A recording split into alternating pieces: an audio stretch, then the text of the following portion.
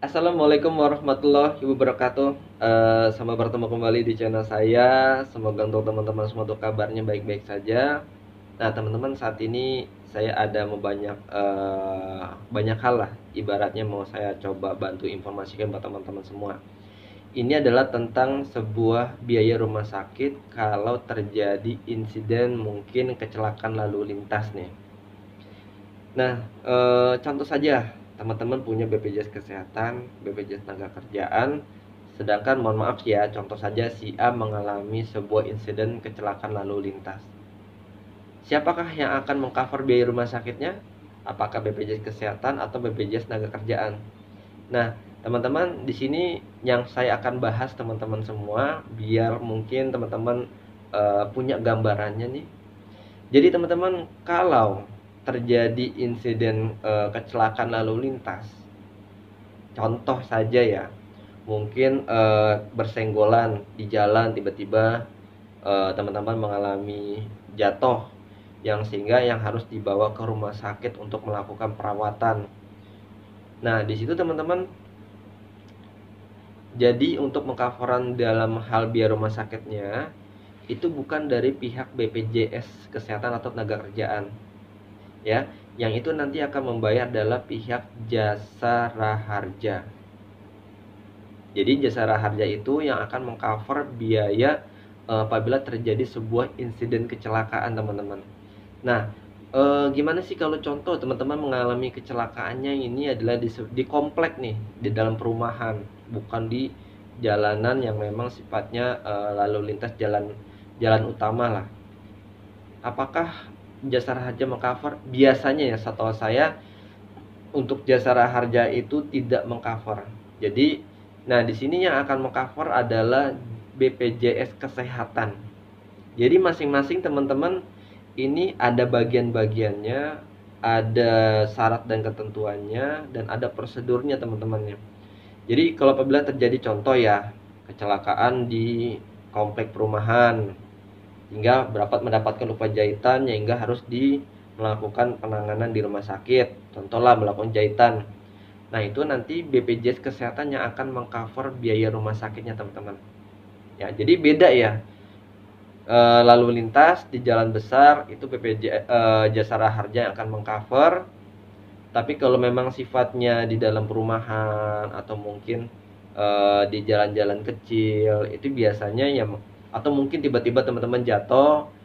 Nah, itu biasanya akan mengcover adalah BPJS Kesehatan. Tapi ada hal lain lagi teman-teman nih. Contoh saja teman-teman ini mengalami insiden ini, contoh ya, mungkin kecelakaan di jalan, mungkin sebagai contoh kurir. Kurir kan biasa aktivitasnya di jalan, ngantar barang ataupun ngantar makanan. Nah, tiba-tiba mengalami sebuah kecelakaan nih. Secara otomatis kan dia mengalami kecelakaan dalam posisi bertugas. Nah, itu yang akan mengcover biaya rumah sakit biasanya adalah BPJS Ketenagakerjaan. Contoh saja mengalami operasi, ya, operasi kecelakaan cukup lama di rumah sakit.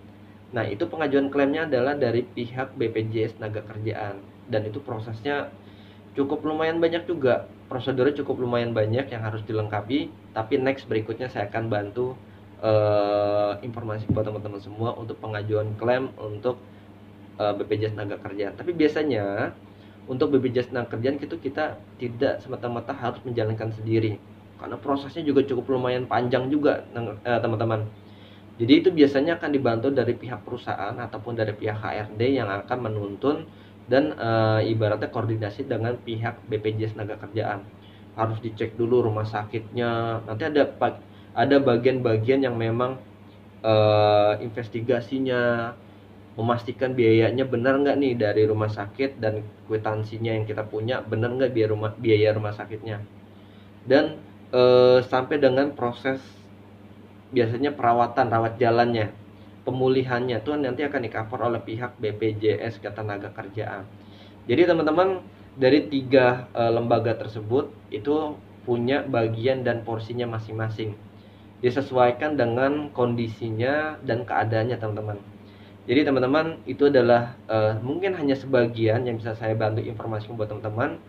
Ada juga teman-teman kalau mengalami insidennya kecelakaan andaikan di tempat palang kereta api atau di kereta api. Nah, itu yang akan mengcover adalah PT KAI biasanya. Yang akan mengcover biasanya ya. Jadi nanti PT KAI akan bekerja sama koordinasi dengan pihak Jasara Harja. Nah, pokoknya sebenarnya masih banyak halannya, tapi mungkin nggak bisa saya bantu informasikan buat teman-teman di semua, kemungkinan juga durasinya terlalu panjang. Tapi kalau teman-teman mungkin ada yang kurang jelas atau mungkin ada kurang paham, ingin bertanya, silahkan komen-komen di bawah. Insya Allah teman-teman, kalau memang saya sanggup untuk menjawabnya, saya akan bantu untuk informasikan. Oke teman-teman, terima kasih nih sebelumnya sudah menonton untuk video saya. Semoga videonya bermanfaat. Sampai bertemu kembali. Assalamualaikum warahmatullahi wabarakatuh.